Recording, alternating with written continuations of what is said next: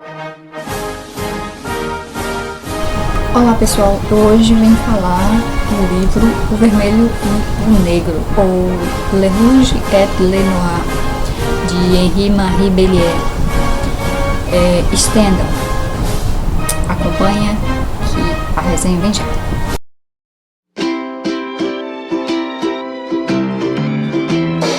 Begin where it ends, and to begin, knock on that door so you can get in. And don't mind the time, forget all that's been.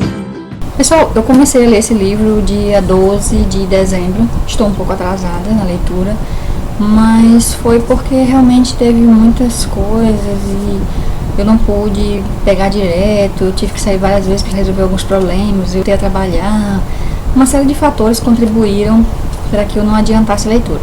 Mas eu estou na página 170, até a minha resenha, eu já passei, eu estou na página 190 agora, porque sábado, domingo, grava vídeo, faz uma coisa e outra, a gente termina se atrasando um pouco na leitura.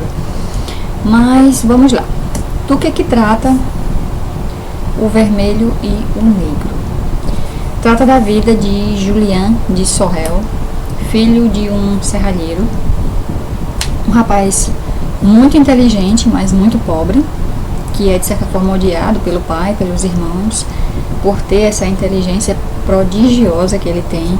Para vocês terem uma ideia da inteligência de Julien Sorel, ele sabe latim e sabe a Bíblia inteira em latim. Se você for abrir a Bíblia e dizer versículo tal, capítulo tal, ele diz todinha em latim, porque ele trabalhou ela para ter poder.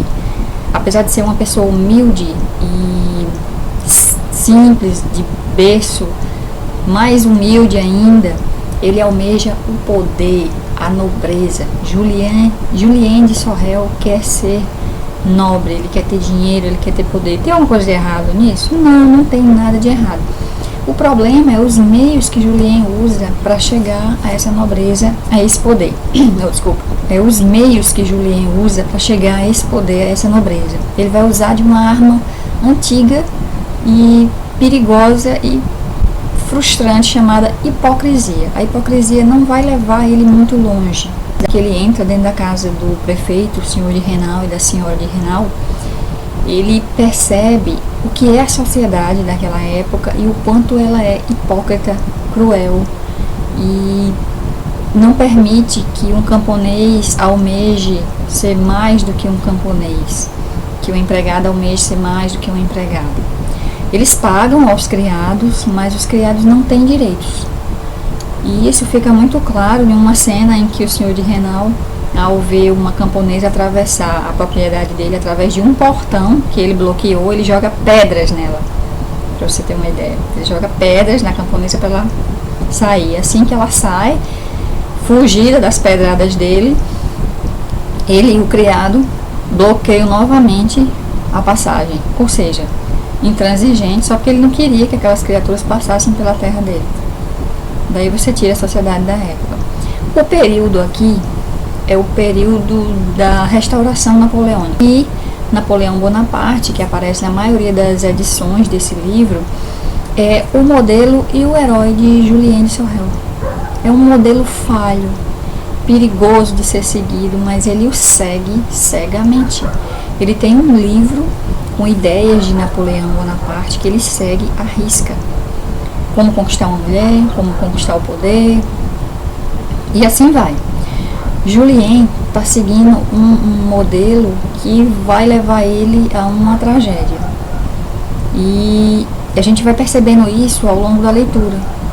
Ele me lembrou muito um personagem que eu vi num filme de 1980 chamado True Romance, ou Amor a Queima-Roupa. Eu não me lembro agora o diretor, mas é com o Christian Slater e a Patricia Arquette.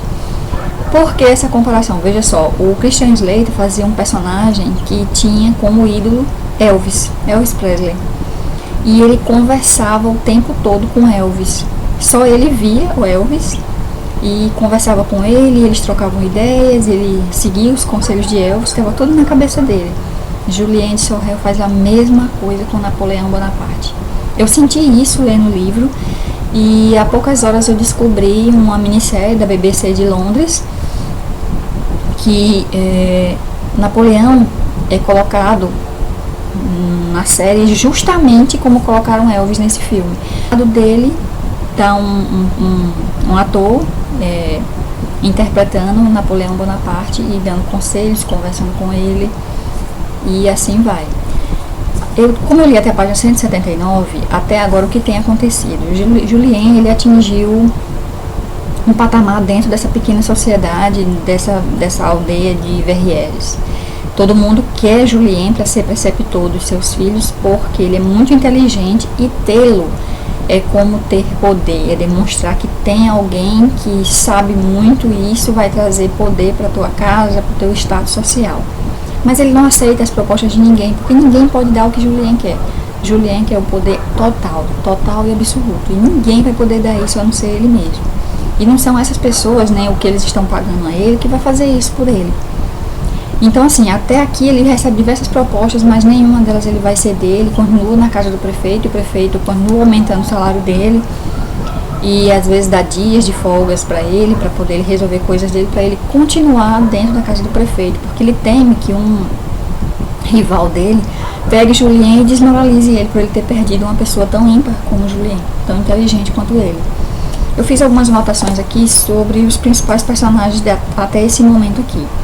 Temos o Julien de Sorel, tem o senhor de Renal e a senhora de Renal, o cura Chelan, que foi o professor e mestre de Julien, o qual ele não gosta dele, mas ele, até certo ponto, ele segue os conselhos dele. E o senhor de Valenod, que é justamente o inimigo do prefeito e que tenta, de todos os modos, levar Julien para casa dele, mas Julien não vai. Pelo que eu vi, Julien vai para Paris mesmo. Até esse ponto aqui, ele desenvolveu um romance com a mulher do prefeito. Não por amor, não porque ele gosta dela, ele desenvolveu esse romance com ela porque ele leu nesse livro de dicas de Napoleão Bonaparte como seduzir uma mulher. Então ele seduziu ela pro ego dele, para ter seduzido uma dama da sociedade, alguém superior a ele que vai se apaixonar por ele. E isso vai dar alguma coisa a ele, vai dar alguma coisa ao ego dele. Julien não é um herói. Eu não consegui gostar de Julien. Infelizmente, ele é uma pessoa que você só acompanha ele, você acompanha os passos dele, o que ele está fazendo, você termina julgando ele. Cara, a gente sabe em certos momentos que ele vai quebrar a cara, que vai acontecer alguma coisa, mas ele vai. Porque ele é um anti-herói. E, assim, uma nota para essas primeiras 179 páginas é a senhora de Renal. Ela é uma mente brilhante. Vai começar a chegar umas cartas anônimas na residência dela, dirigidas ao marido, informando do romance dela com Julien. Eu não vou contar a vocês quem foi que denunciou eles, mas essa denúncia vai levar ela a fazer uma trama tão elaborada para enganar o marido, que eu fiquei assim, meu Deus, como é que ela fez isso? É incrível essa parte, o modo que ela ilude o marido, as formas que ela consegue manipular ele e termina realmente ele acreditando que ela não tem nada com Julien. E se ele acredita, ele ficou só pra ele, porque ele sabe que denunciar os dois é desgraça pra todo mundo. Bem, gente, é isso. Eu estou nessas primeiras 179 páginas, já li até 180, e eu pretendo terminar esse livro para no próximo final de semana estar contando o resumo geral da história e como isso aqui termina. É um clássico, não é uma leitura rápida, é uma leitura até certo ponto monótona em relação a outros livros, mas eu me propus a ler os clássicos e vou ler os clássicos. Isso aqui não está sendo uma tortura, está sendo bem interessante, porque assim, eu gosto muito da França e ver esses modos, essas coisas, me lembra muito o meu trabalho. Me lembrou um pouco Jean-Quima desfilando pelos salões da vida. Está sendo interessante. Bem, é isso. Espero que vocês tenham gostado dessa primeira parte da resenha do livro Vermelho e Negro. Peço que vocês se inscrevam, compartilhem os meus vídeos e deixem seu joinha. Beijos mordidos.